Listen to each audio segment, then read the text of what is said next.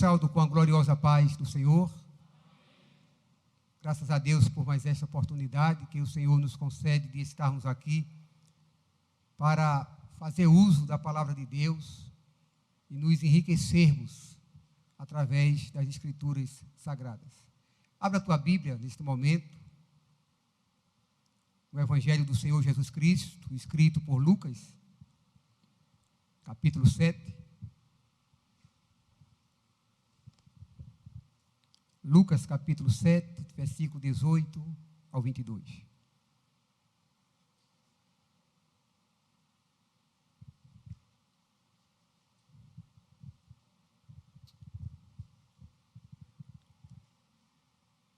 Lucas, capítulo 7, versículo 18 ao 22.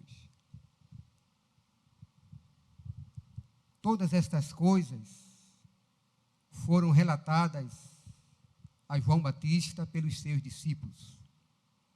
E João, chamando 2 dos seus discípulos, enviou-os ao Senhor Jesus para perguntar: és tu aquele que estava para vir, ou havemos de esperar outro?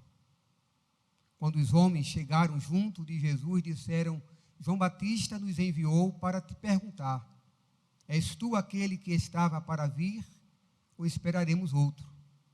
Naquela mesma hora, Jesus curou muitos de moléstias e de flagelos e de espíritos malignos e deu vista a muitos cegos.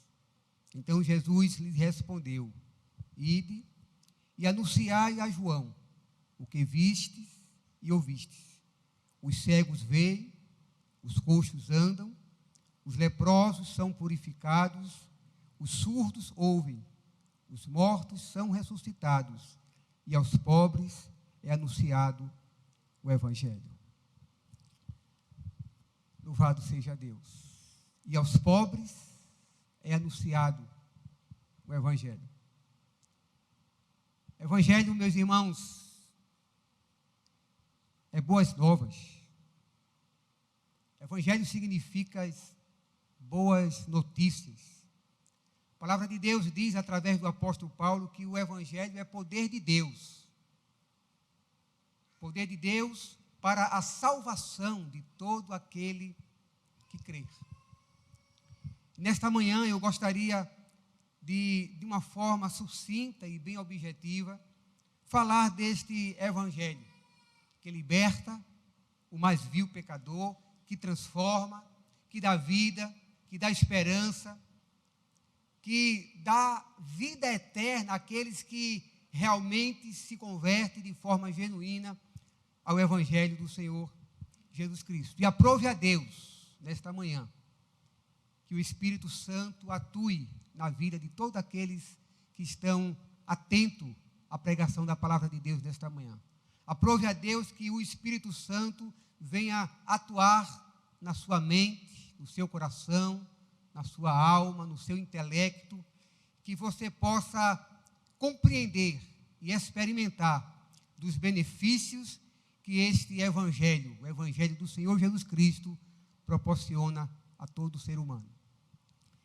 Antes mesmo de entrar no texto que nós lemos, permita-me contextualizar, permita-me colocar você diante do que está acontecendo aqui.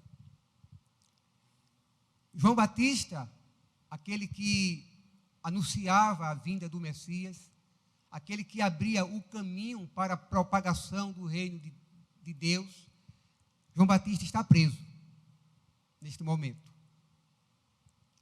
E ele não estava preso pelo fato de ter cometido algum delito. Ele não estava preso pelo fato de ter cometido algum crime. Nada disso. As Escrituras Sagradas diz que o motivo pelo qual João Batista estava preso foi pelo fato dele propagar a palavra de Deus. Foi pelo fato dele anunciar o reino de Deus. Foi pelo fato dele abrir os olhos das pessoas que ali ia para ouvir ele a respeito da necessidade do arrependimento E na qualidade de profeta, João Batista, ele advertia o povo com relação ao pecado deles. E ele também advertia ao povo a necessidade dessas pessoas se arrependerem, a necessidade deles começarem a praticar atos, atitudes que viessem a agradar a Deus e a glorificar o nome do Senhor. Por isso que a mensagem de João Batista era sucinta quando ele dizia: arrependei-vos, porque está próximo o reino de Deus. Esta era a mensagem dele. E com essa mensagem ele incomodou a muitos, principalmente a Herodes. Herodes era a autoridade da Galileia nesse momento. E ele se incomodava com a mensagem de João, porque Herodes vivia um relacionamento proibido com a mulher do seu irmão. E todas as vezes que João falava a respeito de pecado, cada vez que João falava a respeito da necessidade de arrependimento, isso aflorava a ira do tetrarca Herodes. E a Bíblia diz que por conta disso, ele dá ordem para que prendam João Batista. Os irmãos sabem o desfecho de toda a história de João Batista. E a Bíblia diz que, enquanto João Batista estava preso, os discípulos de João, vez por outra, seguiam Jesus. E o texto diz que João estava preso e os discípulos foram até João Batista relatar o que eles haviam presenciado no momento que eles estavam com Jesus. 2 episódios, pelo menos, queridos, eles relataram que eles foram testemunha ocular. Primeiro, eles presenciaram a cura do servo do centurião. A Bíblia diz que Jesus estava entrando na cidade de Cafarnaum, e aí ele se depara com um grupo de anciãos, a mando do centurião, para que Jesus curasse o servo do centurião. E a Bíblia diz que Jesus fica atento e comovido com a situação, e Jesus expressa a seguinte palavra com relação ao centurião: nem mesmo em Israel achei fé como esta. E na mesma hora, ele ordena uma palavra de cura ao servo do centurião, e diz o versículo 10, que, e voltando para casa, os anciãos que foram até Jesus, encontraram o servo do centurião curado. Bendito seja Deus. E os discípulos de João Batista estavam ali, presenciaram este episódio. Mas não só foi isso. Diz a Bíblia que no dia seguinte, Jesus foi para a cidade de Naim. E quando ele chega na porta da cidade, o texto sagrado diz que ia saindo um enterro. Era o filho de uma viúva. O único filho que ela tinha. Então, Jesus se depara com aquela cena, com aquele episódio. O texto sagrado diz que quando ele olha para aquela viúva chorando, o texto diz que ele se compadeceu ao ver aquela mulher chorando. Ele se aproxima daquela mulher e diz: mulher, não chores, louvado seja o nome do Senhor. E diz a Bíblia que na mesma hora Jesus toca no caixão, todos param e ficam agora atentos ao que ia acontecer. Louvado seja Deus, porque aonde Jesus está, algo acontece. Aonde Jesus toca, as coisas se transformam. Aleluia, bendito seja o nome do Senhor. E diz o texto que ele ordena, ele não pede, ele ordena ao jovem para que ele se levante. Bendito seja Deus. E diz as Escrituras que imediatamente aquele jovem se levantou, ficou sentado e Jesus entrega ele para sua mãe, e todos, diz a Bíblia, ficaram espantados com aquilo que estava acontecendo. Louvado seja o nome de Jesus. Jesus, ele faz milagre. Jesus, ele realiza prodígios, maravilhas. E diz a Bíblia, irmãos, que não apenas aqueles que estavam ali ficaram espantados, eufóricos, atônitos com tudo aquilo que eles presenciaram, mas os discípulos de João Batista estavam ali, presenciaram aquele episódio. E o texto que nós lemos, no versículo 18, ele começa assim: todas estas coisas foram relatadas a João Batista pelos seus discípulos. Então, os discípulos chegaram para João, enquanto ele estava preso, e disseram: João, você não sabe o que aconteceu. Jesus de Nazaré, ele realizou milagres extraordinários. Jesus, ele fez algo que nunca nós vimos em momento algum, João. Ele, com apenas uma palavra que ele enviou, o servo do centurião ficou curado, João. Não apenas isso, João, nós presenciamos lá em Naim, quando uma viúva estava levando seu filho para ser sepultado. Nós presenciamos o fato quando Jesus mandou parar aquele enterro ali, e ele toca no caixão, e ele ordena, e aquele menino se levanta. Nós vimos isso com nossos próprios olhos, João. Diz a Bíblia, irmãos, que quando João Batista ouve o relato dos seus discípulos, João Batista envia eles dois de volta para Jesus. João chama eles e dá uma missão para eles: vocês voltem para Jesus e perguntem para ele se ele é realmente aquele que estava para vir, se ele é realmente aquele pelo qual eu já estava anunciando, ou nós havemos de esperar outro. E o texto sagrado é bem claro quando ele diz que os discípulos, ao chegarem perto de Jesus, diz: mestre, João Batista está preso, mas nós levamos ao conhecimento dele os milagres que tu operaste. E ele nos manda de volta ao Senhor para te questionar, para saber se o Senhor é aquele que haveria de vir, ou nós devemos esperar outro. Bendito seja o nome de Jesus. Jesus poderia, irmãos, muito bem dizer: volte a João e diga a ele que eu sou aquele que ele está proclamando. Diga a João que realmente eu sou o Messias, o enviado de Deus. Vá lá, diga a João isso. Mas não foi isso que Jesus fez, irmãos. A Bíblia diz que diante do questionamento de João Batista, o texto sagrado diz que naquela mesma hora, naquela mesma ocasião, diante daquela pergunta que Jesus ouviu, diante daquela indecisão de tantos que estavam ali, naquela mesma hora, Jesus curou muitos de moléstias, muitos de flagelos, muitos de espírito maligno, e deu vista a muitos cegos.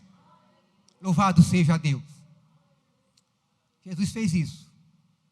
E os discípulos agora não apenas viram um milagre nem dois, viram vários milagres. E Jesus diz para eles assim: voltem até o cárcere, aonde João Batista está. E a resposta para João Batista que vocês devem dar é essa: ide e anunciai a João o que vocês viram e o que vocês ouviram. Os cegos veem, os coxos andam, os leprosos são purificados, os surdos ouvem, os mortos são ressuscitados, e aos pobres anuncia-se o Evangelho. Que coisa extraordinária, irmãos. Que coisa maravilhosa isso. Aleluia. E Jesus fez isso, irmão, não apenas por acaso, não apenas para se apresentar com mais milagre, não foi isso. Jesus fez isso, realizou este milagre, porque isso identificava ele como o Messias. Isso fazia concretizar aquilo que estava profetizado em Isaías capítulo 61. Bendito seja Deus, que diz assim a respeito de Jesus: o Espírito do Senhor Deus está sobre mim, diz Isaías a respeito de Jesus, porque o Senhor me ungiu para pregar boas novas aos quebrantados. Louvado seja o nome do Senhor. Enviou-me a curar os quebrantados de coração, a proclamar libertação aos cativos e a pôr em liberdade os algemados, a pregoar o ano aceitável do Senhor e o dia da vingança do nosso Deus, e a consolar os que choram. Bendito seja Deus. Então, quando Jesus realiza aqueles milagres diante dos discípulos de João Batista, ele fez concretizar, ele fez acontecer aquilo que o profeta Isaías havia profetizado 700 anos antes de Jesus. Louvado seja o nome do Senhor para todo sempre. E aos pobres é anunciado o Evangelho. O Evangelho de Cristo, que tem sido propagado ao longo destes 2000 anos, ele ainda continua sendo eficaz na vida daqueles que creem. O Evangelho de Cristo é um Evangelho puro, é um Evangelho que transforma, é um Evangelho que salva, que liberta o mais vil pecador. Louvado seja o nome do Senhor. E nós não estamos falando aqui de mais uma religião. Nós estamos falando daqui de algo que é peculiar ao Evangelho do Senhor Jesus Cristo, que é algo poderoso. Bendito seja Deus. Nesta manhã, eu quero, através do Evangelho de Cristo, trazer algumas verdades para a sua vida. Você que está nos ouvindo, você que está nos vendo nesta manhã, compreenda uma coisa: só através do Evangelho de Cristo, você é capaz de compreender, em primeiro lugar, que você é pecador. Fora do Evangelho de Cristo, é incapaz de nós atentarmos para esta realidade, que nós somos pecadores. Então, o Evangelho de Cristo, ele nos proporciona isso. Ele abre os nossos olhos, ele abre o nosso entendimento. O Espírito de Deus fala conosco e nos diz que nós somos pecadores. Paulo, escrevendo a sua carta aos Romanos, capítulo 5, versículo 12, Paulo deixa isso bem claro, quando ele diz: portanto, assim como por um só homem, se referindo a Adão, entrou o pecado no mundo, e pelo pecado a morte, assim também a morte passou a todos os homens, porque todos os homens pecaram. Então, essa é a primeira verdade que o Evangelho de Cristo nos proporciona: o direito de compreender que nós somos pecadores. E pelo fato de nós sermos pecadores, nós nos encontramos distante de Deus. Pelo fato do ser humano ser pecador, ele se encontra distante e incapaz de desfrutar das bênçãos de Deus em sua vida. Pelo fato dele ser pecador, ele é incapaz de desfrutar não só das bênçãos espirituais, mas também da comunhão com o Pai, porque ele é pecador. E o pior de tudo isso, por ser pecador, há uma sentença determinada para todo ser humano que não entrega a sua vida a Jesus. Há uma sentença determinada, e essa sentença é a morte. A Bíblia diz que o salário, a recompensa do pecado é a morte. Não é só apenas a morte física, não é só apenas a morte espiritual, mas é a pior morte de todas elas, que é a morte eterna. A morte eterna é a separação definitiva de Deus. Como diz o reverendo Hernando Dias Lopes, diz que a morte eterna é a ausência de Deus. Imagine isso, ausência de Deus. O ser humano está sentenciado a esta morte por ser pecador. Nenhuma religião, ela convence que o homem é pecador. Mas o Evangelho do Senhor Jesus Cristo convence. Nenhum dogma, nenhuma doutrina religiosa convence o ser humano que ele é pecador. Mas o Evangelho do Senhor Jesus Cristo, ele nos convence disso. Porque ele me convenceu. E tem convencido muitos aqui nesta manhã. Em primeiro lugar, é isso. O Evangelho de Cristo, ele abre os nossos olhos, abre a nossa mente e nos convence que nós somos pecadores. Em segundo lugar, o Evangelho de Cristo, ele nos mostra, abre a nossa mente para a realidade de que, pelo fato de nós sermos pecadores, nós precisamos nos arrepender dos pecados. Veja que coisa extraordinária isso. Você precisa reconhecer que precisa do perdão de Deus, que precisa confessar os seus pecados, e o Evangelho, que é as boas novas de salvação, lhe diz nesta manhã que Jesus Cristo, ele perdoa a você que nos ouve nesta manhã. Independente do pecado que você praticou, Jesus, o sangue de Jesus Cristo, ele purifica de todo pecado.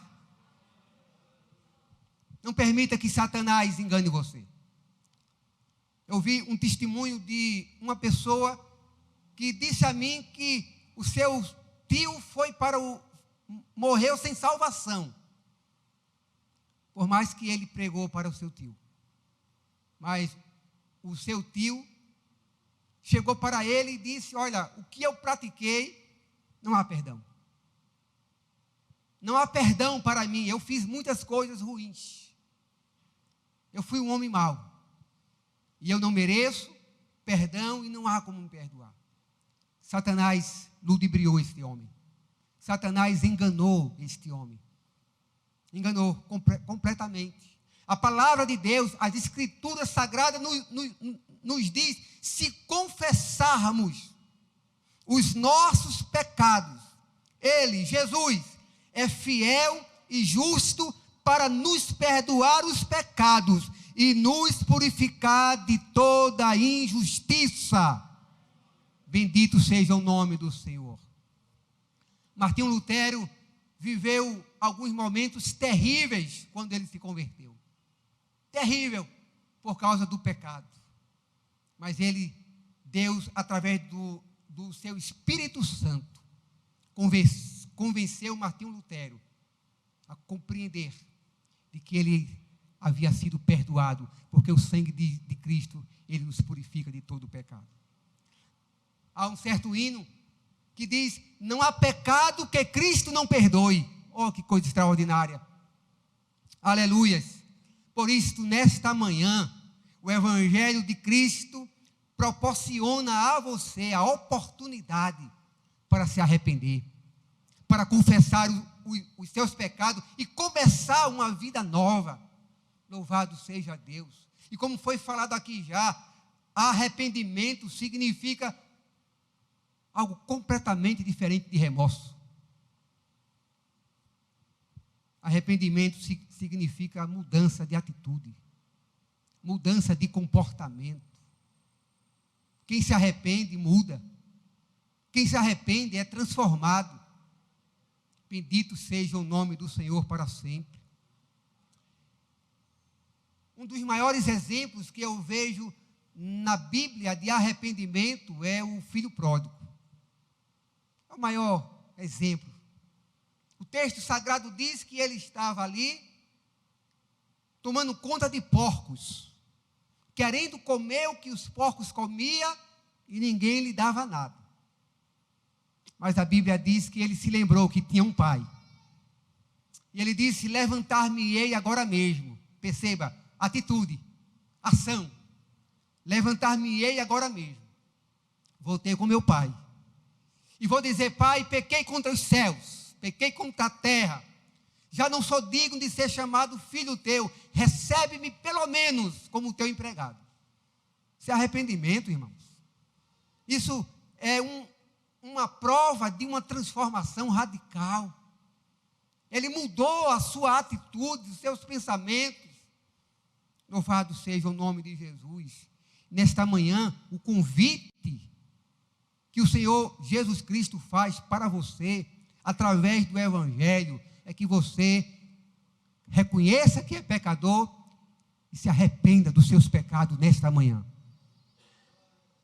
Terceiro lugar, e último lugar, é através do Evangelho de Cristo que você compreenderá que só Jesus Cristo, só através de Cristo, só em Cristo, você receberá o perdão, você desfrutará da comunhão com Ele, você desfrutará das bênçãos dEle e, por fim, você terá a vida eterna. Só em Jesus. Não há outra opção. Não há um segundo caminho. Não há. Jesus disse: eu sou o caminho, eu sou a verdade, eu sou a vida. Perceba que ele usa o artigo o e a. Ele define: só Jesus Cristo tem poder para te perdoar. Os religiosos da época de Cristo ficaram atormentados, indignados, porque certa vez vieram com um paralítico para Jesus curar. Jesus olha para aquele paralítico e, antes de curar, Jesus enxergou que havia uma maior necessidade, que era perdão de pecados. E a maior necessidade do ser humano não é física, ela é espiritual. É preciso que todos os seres humanos entendam isso, que há uma carência, há uma necessidade muito grande na vida do ser humano, que não é física, ela é espiritual. A cada dia que passa, os homens estão se distanciando de Deus e se aproximando do inferno. A cada dia que passa, os homens estão fazendo algo terrível aos olhos de Deus. E eles precisam de arrependimentos. E Jesus, quando olha para aquele paralítico, diz: perdoados estão os teus pecados. Os religiosos ficaram indignados. Quem este pensa que é? Só quem pode perdoar pecados é Deus. E Jesus era Deus, é Deus. E Jesus, conhecendo o pensamento daqueles homens, disse: porque é que vocês estão arrazoando entre vocês. Qual é mais fácil? É dizer para este paralítico: perdoados estão os teus pecados, ou dizer para ele: levanta-te e anda? Para que vocês vejam que o Filho do Homem tem poder para perdoar pecado. A ti te digo: levanta-te e anda. E diz a Bíblia que imediatamente aquele homem se levantou. Só há perdão em Jesus. Só há restauração de vida, de caráter em Jesus. Fora de Jesus não há nada, a não ser tragédia, a não ser morte, a não ser o mal. Fora de Jesus só há isso. Mas em Jesus, a paz, em Jesus, a alegria, em Jesus, a esperança, aleluia, porque a Bíblia diz que o justo ainda na morte, ele tem esperança. Olha que coisa maravilhosa. Que esperança alguém que morreu pode ter? A esperança de morar eternamente com o Senhor Jesus. a esperança de ver Jesus face a face. Louvado seja o nome do Senhor. Só em Jesus você encontra perdão. A palavra de Deus diz: justificados, pois, mediante a fé, temos paz com Deus por meio de nosso Senhor Jesus Cristo. Quando você reconhece que é pecador, quando você se arrepende dos seus pecados, e quando você vem a Jesus, você é justificado. Louvado seja Deus. Eu e você que estamos aqui nesta manhã, nós fomos justificados pela fé em Cristo Jesus. E pelo fato de nós sermos justificados, Paulo agora diz: olha, não há nenhuma condenação mais para aqueles que estão em Cristo Jesus. Religião não proporciona isso, só o Evangelho do Senhor Jesus Cristo. Então perceba aqui que fomos justificados em Cristo Jesus. Então, ainda que Satanás venha nos acusar, vez por outra, ainda que alguém venha lhe julgar, vez por outra, mas a palavra de Deus diz que não há mais condenação para aqueles que estão em Cristo Jesus. Louvado seja o nome do Senhor. E aos pobres anuncia-se o Evangelho. Pobre aqui não é pobre financeiramente falando. Pobre aqui é pobre de espírito. Pobre de espírito significa aqueles que vivem uma falência espiritual. Pobre de espírito significa aqueles que estão vivendo à beira do caminho, espiritualmente falando. É para esses que o Evangelho veio. O Evangelho veio para os pecadores, não é para os bonzinhos. Foi isso que Jesus falou para os escribas e fariseus, quando criticaram ele pelo fato dele entrar na casa de um publicano para comer. Jesus disse: os sãos não precisam de médico, é os doentes que precisam de médico. E Jesus veio para os doentes. Jesus veio para aqueles que Satanás tem esmagado, destruído. O Senhor Jesus veio libertar aqueles que estão aprisionados pelas correntes do inferno, pelo vício, pelas orgias. Jesus veio libertar essas pessoas. Louvado seja o nome do Senhor. E nesta manhã, o Evangelho de Cristo te é oferecido. Resta você crer, resta você absorver essas verdades, resta você agir diante das verdades que este Evangelho te proporciona. Diante das verdades que foram anunciadas nesta manhã, resta você agir. E que verdades foram essas? A verdade de que você é pecador, a verdade de que você precisa se arrepender dos seus pecados, a verdade de que você necessita urgente vir até Jesus de Nazaré, confessando Ele como Senhor da sua vida e Salvador da sua vida. Nesta manhã, o Senhor Jesus te convida para você sair da condição de criatura de Deus para filho de Deus. Todo ser humano é criatura de Deus. Foram criados à imagem e semelhança de Deus. Mas nem todos são filhos de Deus. Isso é chocante, mas é a verdade que a palavra de Deus nos diz. A palavra de Deus diz que se você ainda não reconheceu o seu pecado, não se arrependeu do seu pecado, não veio a Jesus, não entregou a vida a Ele, você permanece como criatura de Deus. A Bíblia diz que você só passa a ser filho de Deus quando você age, quando você reconhece que é pecador, se arrepende, vem a Jesus e entrega completamente a sua vida a Ele e passa a confessar que Ele é teu Senhor, que Ele é teu Salvador. Aí sim, você passa a ser filho de Deus. É isso que as Escrituras diz. João, escrevendo, diz: e Jesus veio para o que era seu, e os seus não o receberam, os judeus.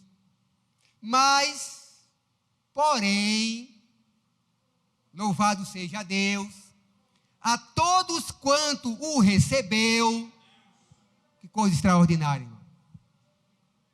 Todos quanto receberam, deu-lhes o poder de serem filhos de Deus, a saber, aos que creem no seu nome. Então, se você quiser sair da condição de criatura de Deus para filho de Deus, nesta manhã, você tem a oportunidade de confessar Jesus Cristo como Senhor e Salvador da tua vida. Enquanto nossos irmãos vão louvar a Deus, cantar um hino, você vai vir até aqui à frente, se você assim o deseja, entregar a sua vida a Jesus. Aleluia. O fato de você vir até aqui, você está reconhecendo que você é pecador, você está se arrependendo dos seus pecados e você está entregando a sua vida a Jesus de Nazaré. E aí sim você passa a ser chamado filho de Deus. Aleluias, aleluias. Essa foi a mensagem que João Batista ouviu a respeito de Jesus. Aleluias. Os cegos veem, os coxos andam, os leprosos são purificados, os surdos ouvem, os mortos são ressuscitados, e aos pobres anuncia-se o Evangelho que transforma, o Evangelho que dá vida, o Evangelho que faz com que nós tenhamos comunhão com o Senhor.